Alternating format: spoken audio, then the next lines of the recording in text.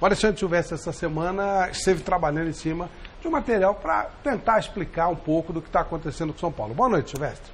Boa noite, Flávio. Boa noite a todos que acompanham a Mesa Redonda. Foi uma semana em que eu mergulhei um pouquinho nos bastidores do Clube da Fé, esse ambiente político conturbado, finanças, São Paulo atravessando talvez a maior crise da sua história. Conversamos com vários cardeais, com pessoas influentes, e realmente São Paulo está num momento muito delicado, dentro, fora de campo, e a solução parece distante, Flávio, infelizmente. Então vamos ver o trabalho do Silvestre, depois a gente volta para debater o tema, inclusive com o próprio Alexandre Silvestre. Vamos lá.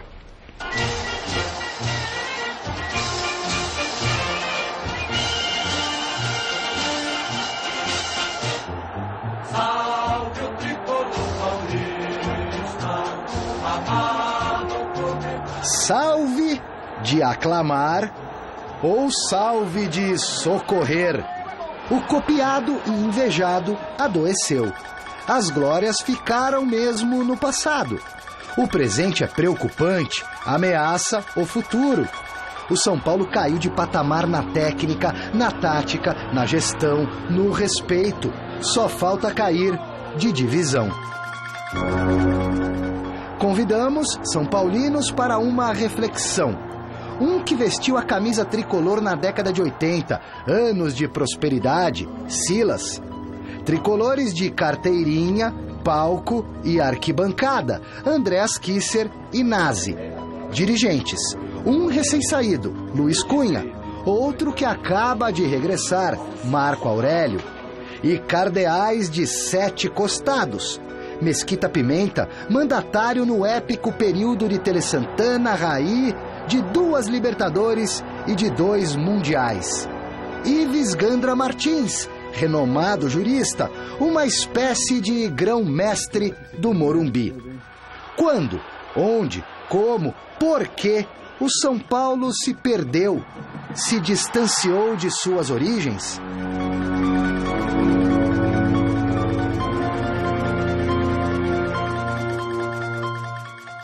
Perder o status de dono do maior estádio particular do mundo foi consequência das novas normas de segurança que reduziram pela metade a capacidade do Morumbi.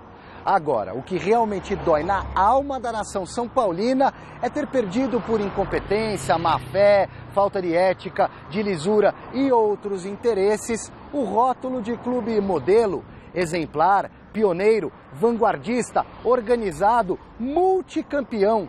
Conceitos básicos que alicerçaram a história deste gigante tricolor paulista e que de uns anos para cá se pulverizaram. Em algum momento, o São Paulo perdeu aquela, de dar aquele salto que alguns outros clubes conseguiram fazer. E hoje o São Paulo está abaixo deles. Nós passamos uma grande época, né, do Tricampeonato Mundial 2005, depois do Tri brasileiro, de aquela ideia do soberano e tudo. Acho que isso atrapalhou um pouco o São Paulo. São Paulo, que era o mais querido, que era o Clube da Fé, virou o soberano. Essa prepotência, essa arrogância fez com que o presidente do São Paulo mudasse todo um estilo de administração. Vi num determinado momento um orgulho desnecessário, parecia, nem sei se isso é realmente verdade ou não, mas parecia que o Campeonato Paulista já não interessava mais para o São Paulo, era só Libertadores. Nós estamos herdando 2 gestões mais infelizes, 2 excelentes ex-presidentes. O Carlos Miguel e o Juvenal Juvencio, na sua primeira passagem pelo São Paulo, foram gestores de grande visão. O Juvenal começou a governar o São Paulo de maneira imperial, né? Centralizadora, autoritária. Como é que um técnico tricampeão consecutivamente, 2006, 2007, 2008, é dispensado em 2009? Quando o Juvenal mesmo fala assim, o São Paulo vence por causa da estrutura, não é o município. Então esse é o pensamento de São Paulo. São Paulo, por essa soberba de sua estrutura, né, de suas conquistas, a partir de 2005, viu erguer um estilo de administração antipático, desatualizado, antiquado, né, ao melhor estilo de um Eurico Miranda. Começou nessa gestão do Juvenal, em que ele dividiu muito o clube e nós tivemos politicamente um retrocesso. Eu acho que aí está o início da derrocada. Impeachment de presidente, a situação política completamente confusa. Quer dizer, são consequências, o que a gente está vivendo hoje é consequência de tudo isso, dessa falta de preparo realmente, né? De achar que chegou num topo e achar que é isso. O conturbado ambiente político-administrativo reflete direta e negativamente no gramado. São 5 treinadores num período muito curto, de menos de um ano. Não há padrão de jogo que seja implementado nessa forma. Qual é a linha que o São Paulo quer de futebol? Um futebol de toque de bola? Um futebol de contra-ataque rápido? Um futebol de marcação-pressão? Não sei. Assim como os últimos treinadores, o ex-diretor de futebol Luiz Cunha teve passagem meteórica no cargo, de março a junho. Desligou-se por incompatibilidade filosófica. Eu estava querendo implementar esse plano, estava querendo modernizar a gestão do futebol, ter uma gestão corporativa, trazer o financeiro para a mesa de negociações, para o nosso planejamento do departamento. E o presidente queria que aquilo ficasse em petit comité, a 3. Ele, eu e o Gustavo. O retorno de Marco Aurélio Cunha pode dar uma oxigenada momentânea nas coisas, mas nem ele, nem o presidente estão garantidos. A eleição está prevista só para abril. E o planejamento do futebol para 2017? Fica de molho? O São Paulo terá que ser, evidentemente, responsável, mas também não vai ser fraco. São Paulo vai, com o seu peso, com a sua camisa, com a sua história, criar negócios possíveis de serem pagos. O Profut disse que nós não podemos gastar mais do que 70% ao final de 2 anos, se não me engano, né? 80% no início, mas 70% ao final de 2 anos no futebol. São Paulo está gastando, pelo menos 10 anos, 95% das suas receitas no futebol. Por isso que nosso orçamento é tão deficitário. Então nós temos déficits crescentes a cada ano. Isso impede que o São Paulo se organize melhor. Solução: quebrar o conservadorismo. Em novembro teremos uma mudança estatutária necessária, adaptação ao Código Civil, o artigo 59. E evidentemente é possível que já no ano que vem tenhamos novas eleições. Nessas novas eleições, digamos, essa linha da futura administração profissional venha a ganhar corpo. Nós temos que profissionalizar algumas áreas com profissionais qualificados, né, e que possam realmente exercer o seu ministério dentro do São Paulo e uma diretoria mais enxuta, não de conselheiros, mas diretoria profissional. É pra já profissionalismo e trégua. Eu espero que os cardeais, os conselheiros, os diretores do São Paulo cheguem à conclusão que chegou o momento de um cessar-fogo, nem que seja temporário. São Paulo precisa... Eu gostei do Leco ter chamado o Marco Aurélio, não só pela excelência dele, mas que foi, a meu ver, um aceno político do Leco de paz à oposição.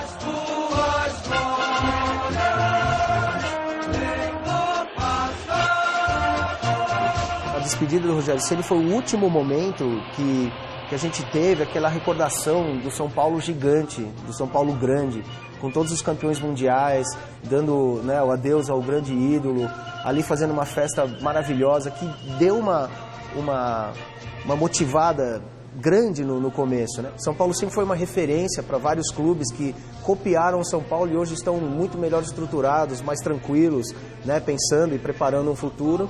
E hoje a gente está aqui batalhando para não cair para a segunda divisão. E uma boa dose de humildade também pode contribuir. A fase de ser espelho acabou.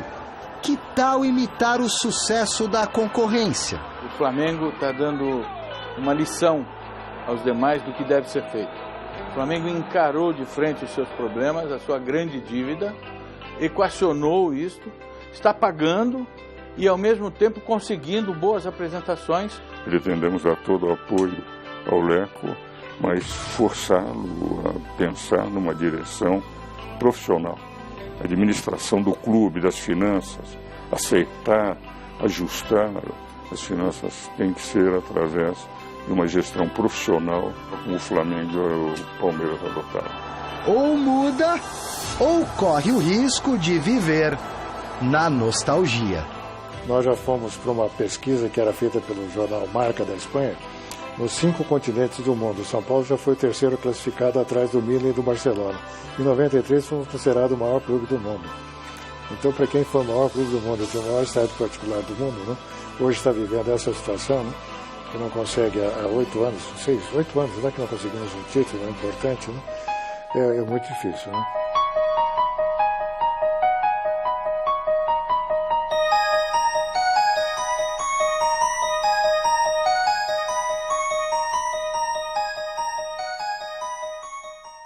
Pessoas que têm um profundo conhecimento do clube, pessoas que vivem intensamente o clube foram ouvidas, mas você ainda ouviu mais depoimentos, é isso, Silvestre? Sim, por exemplo, nessa semana, na sexta-feira, o vice-presidente geral de São Paulo, Roberto Natel, se desligou da diretoria, praticamente lançando uma candidatura à presidência, a eleição em abril. Ele talvez concorra internamente pela situação com o Leco, né?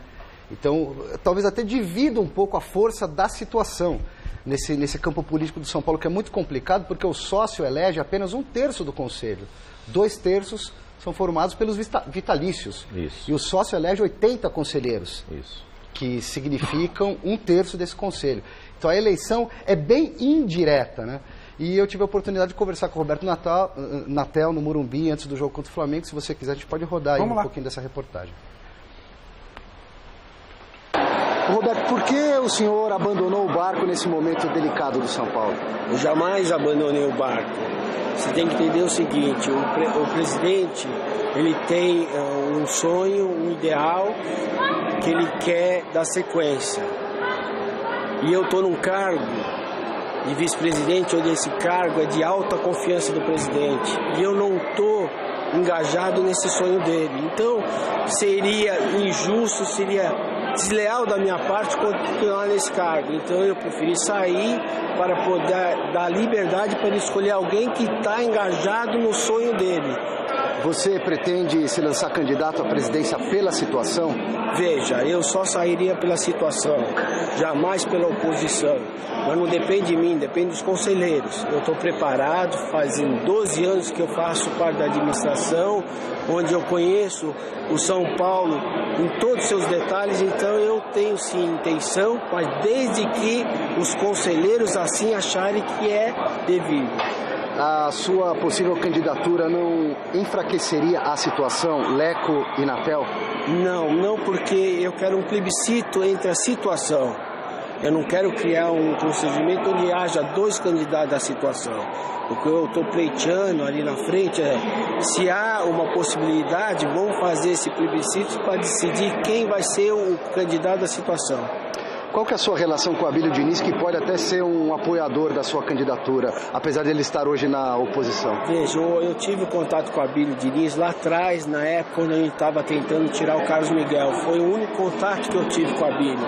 Até então eu não tive mais nenhum contato com o Abílio. Jamais recusaria, teria o prazer de ter ele do meu lado. Você tem que sentar com pessoas, ver o planejamento, fazer com que esse planejamento vai até o final. Não adianta você querer fazer um planejamento e não seguir. Esse você tem que modernizar. O São Paulo tem que modernizar.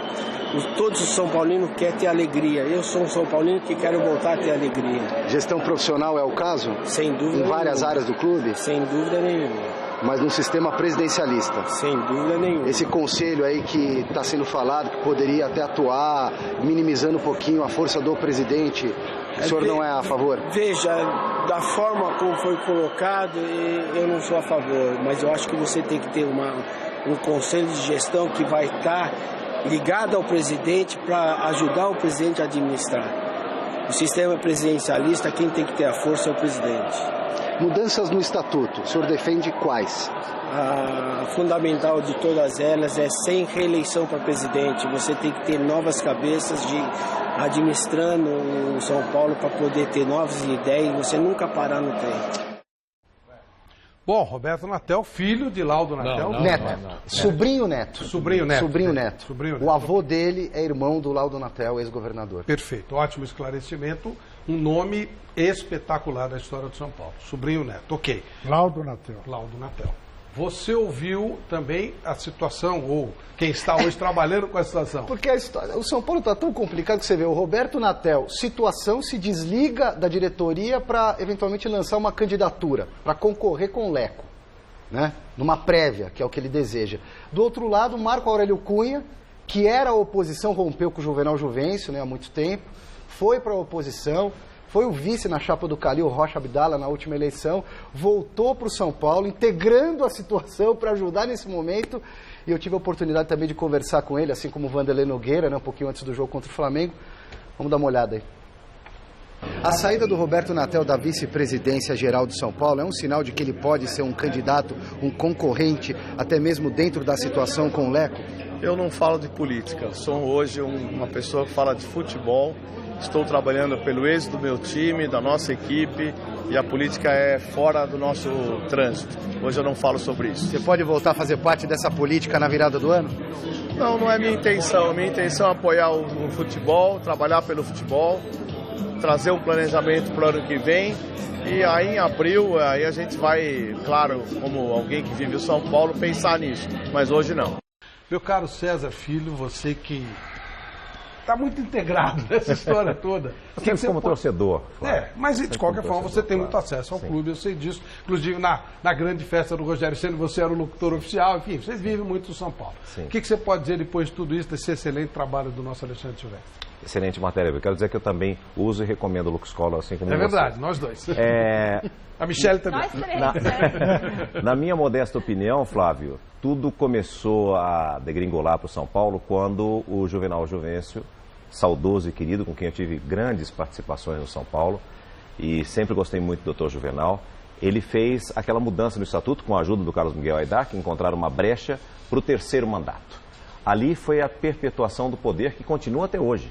Todos que passaram por lá, desde o Juvenal da primeira, lá de 2006, perdão, vem vindo, todos eles, é a mesma administração de São Paulo. Eu chamo de Juvenal e seus Blue Caps. Então, exatamente. Então, assim, quando mudou o estatuto, São Paulo deixou de ser São Paulo. São Paulo jamais tinha feito isso.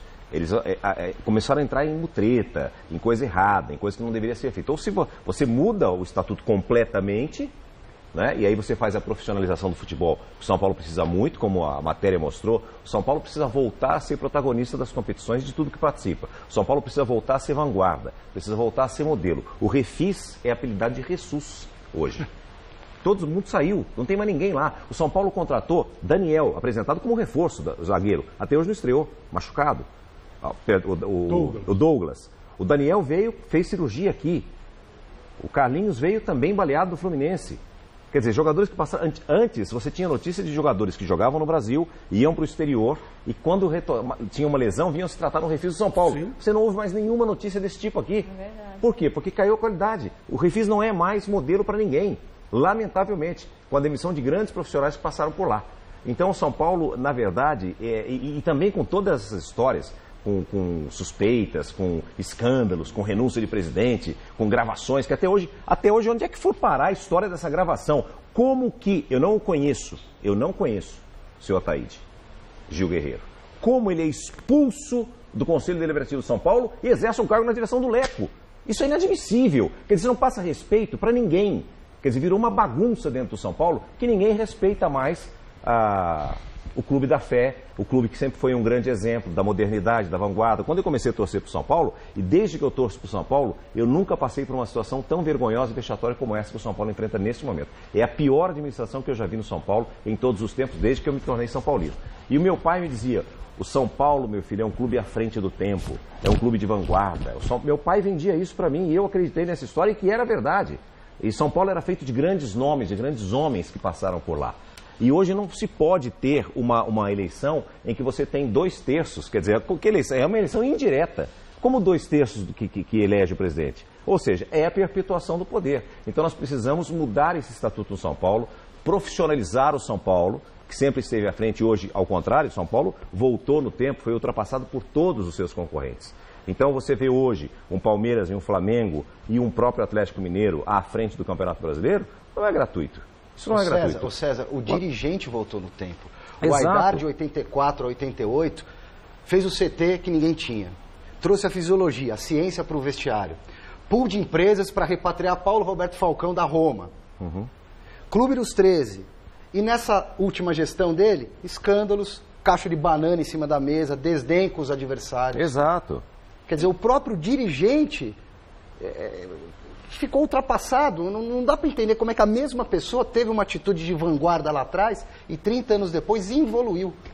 E além de tudo isso, além da administração ruim, denúncias e escândalos de corrupção e de escândalos dentro do São Paulo, de favorecimentos. Então isso não sou eu que estou falando, está aí. Agora mais um, a ESPN divulgou agora do Mansur, vice-presidente de comunicação e marketing, com relatórios, com cópias, ele cobrou do São Paulo deslocamentos.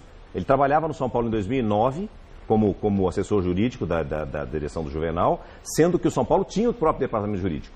Então, quer dizer, o São Paulo pagava mensalmente advogados para defendê-lo, mas contratava à parte o escritório do Mansur, que hoje é vice-presidente de comunicação do São Paulo e marketing, certo?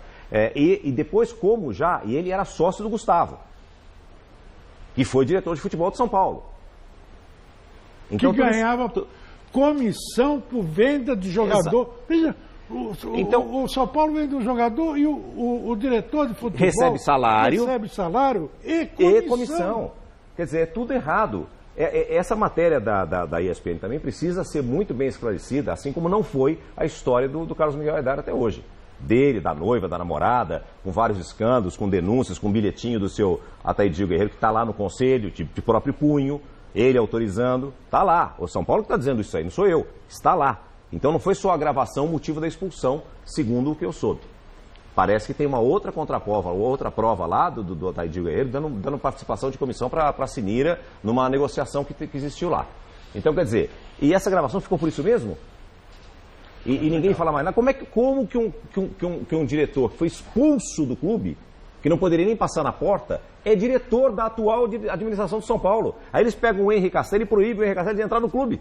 O Henri Castelli não pode frequentar o clube com o filho e com a família dele. Ele é sócio do São Paulo e está proibido de frequentar porque participou da manifestação da torcida lá. Então, quer dizer, são dois pesos, é uma ditadura que existe hoje no São Paulo e essa sede do poder. Na verdade, o que eu vejo de fora, a minha impressão é que essa diretoria não está cuidando mais do futebol. Está cuidando para tratar de se reeleger em abril. Que, aliás, está errado, a data não pode ser abril. Deveria ser em dezembro, dia 10 de dezembro, a eleição de São Paulo. Acabou o ano, elege-se o presidente para que se... óbvio, em abril já acabou o Campeonato Paulista, já está no meio do Campeonato Brasileiro. Há um movimento para isso que não deve acontecer para essa eleição, mas há um movimento. Já está quase no meio do ano, né? Então, não é possível. Fabinho, o que você pensa tudo errado. Isso influencia no futebol? Influencia, né? Uma bagunça generalizada, né? E foi falado dos jogadores, né? Só o Cueva que corre.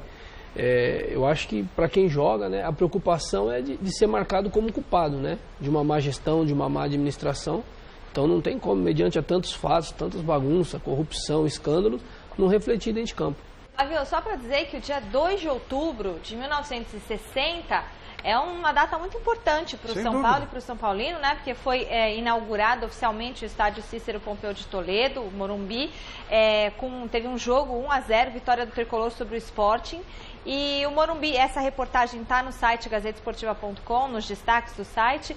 E o São Paulo que tem aí, o Morumbi, palco de 19 títulos do São Paulo. Tem uma história aí muito, muito grande, de muitas vitórias, e agora está vivendo uma fase, realmente o clube está se apequenando, é isso que os nossos telespectadores estão dizendo aqui. Então, lá no site vocês vão poder conferir a Copa Libertadores de 92, de 2005, Supercopa de 93, Copa Sul-Americana de 2012 e todos os títulos que tem o São Paulo. Então, hoje é uma data importante para o São Paulo. 2 de outubro, inauguração 1-0 contra o Sport, gol de Peixinho. Eu estava lá. Debaixo de chuva. E aí, Godoy, depois de tudo que você viu, você que é um cara calmo, tranquilo, o que você pode nos dizer? Calmo, tranquilo, porque eu não tenho nada com isso. Né? É claro. Eu não tenho nada com isso. Agora, não tem como, né? Você não ficar pensando. Se o São Paulo, considerado, ou com pessoas lá com um grau, um nível intelectual de um Alberto Helena, os caras sabem o que tem que fazer para consertar. Desculpa, não tem nenhum lá. Não? Nesse nível não tem, não. Intelectual? Não tem, não. Não. Foi o tempo. Ó, os caras sabem o que tem que fazer. O problema é parar de fazer. Parar de fazer. Aí complica. Os caras sabem o que tem que fazer. É só... Resumindo, é só serem, assim, entre eles mesmo, um pouquinho mais honestos, né, entre eles, na relação deles. São coisas inadmissíveis. Aquela história da fornecedora de agasalho esportivo, toda a Under Armour, né? Só tem um clube que veste essa marca no Brasil, que é o São Paulo. É uma empresa americana. Você acha que essa empresa americana não sabe quem é o São Paulo? Sabe.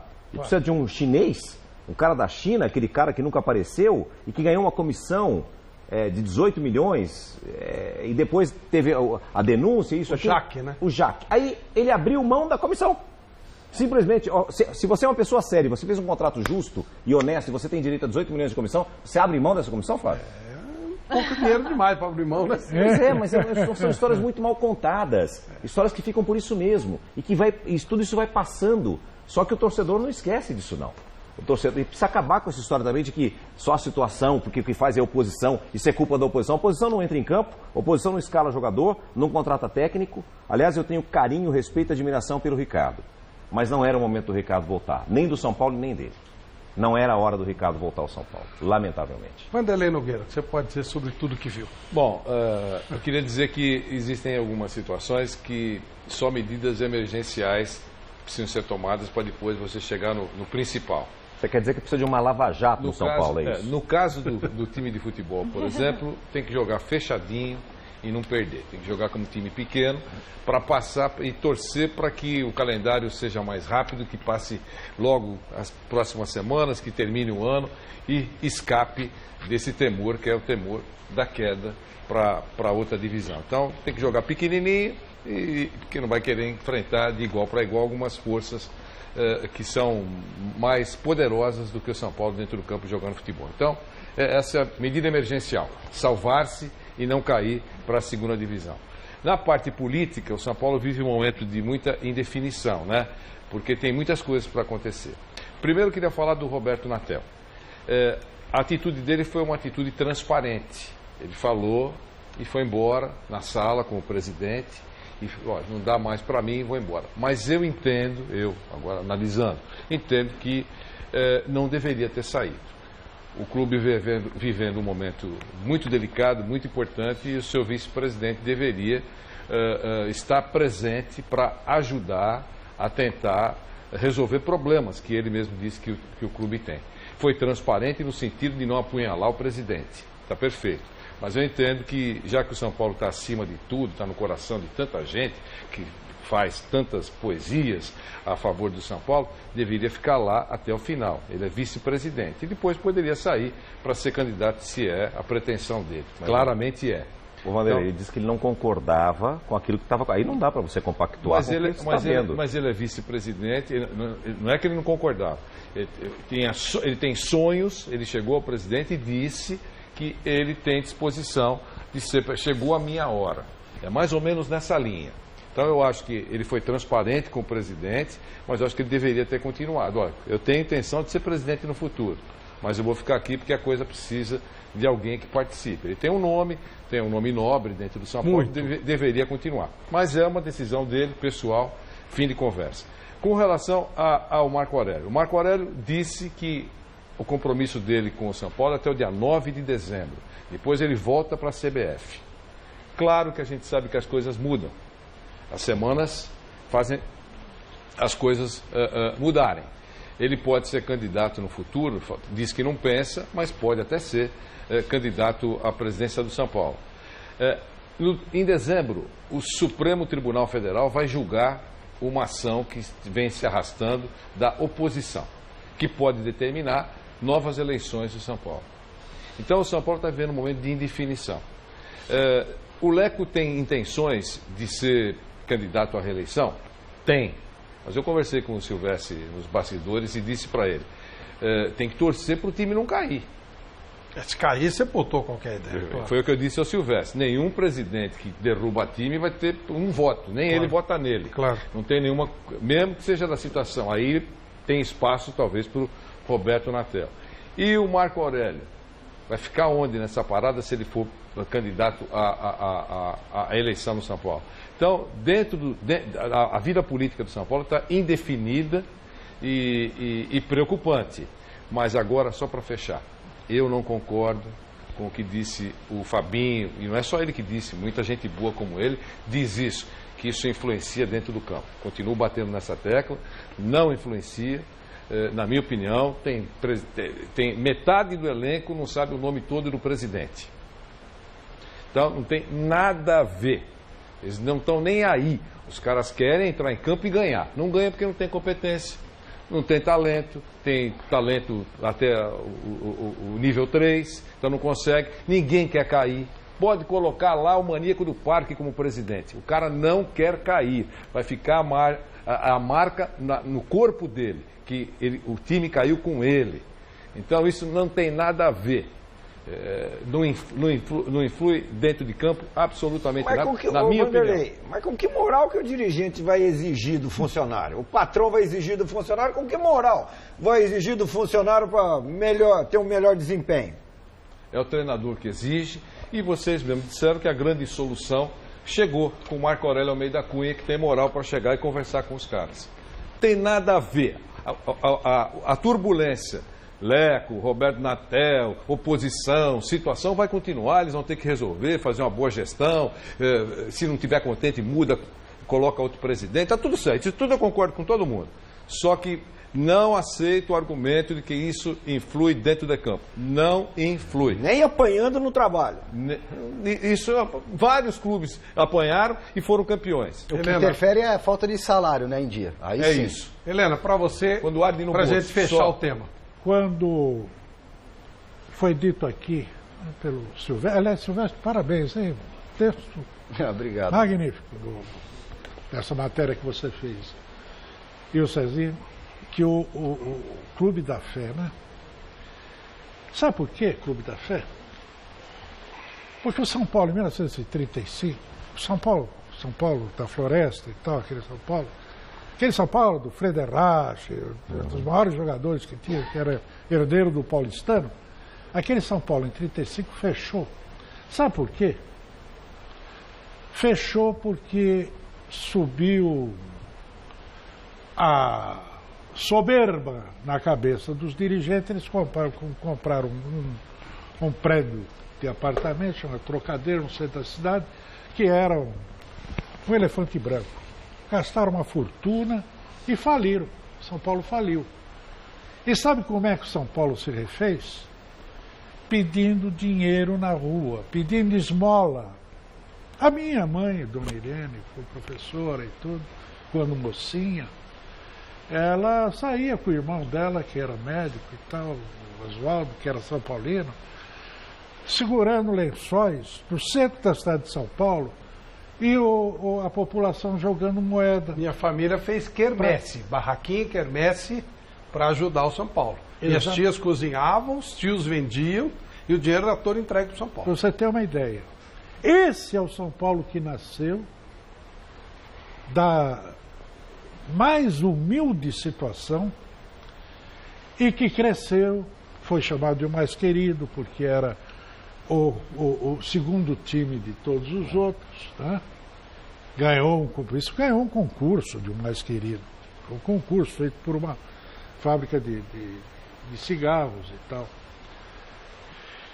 Esse time cresceu, construiu o maior estádio particular do mundo, o Naldo Natel. Aliás, a propósito, esse rapaz, o Roberto Natel, faz o quê? Você sabe, Silvestre? Qual é a profissão dele? Me parece, eu não tenho certeza, que ele é dono de posto de gasolina. Bom, então, como eu dizia, o Clube da Fé, no qual eu não tenho mais fé nenhuma. Vendo essa situação, esse quadro pintado aí, vendo as alternativas que aparecem, né, para mudar esse cenário do São Paulo, a minha fé vai pro brejo, viu? Sobra nada. O time é fraco, e é fraco porque os dirigentes são fracos. Claro. Uma coisa tem que ter ligado à outra. Um é fruto do outro, um é causa, o outro é efeito.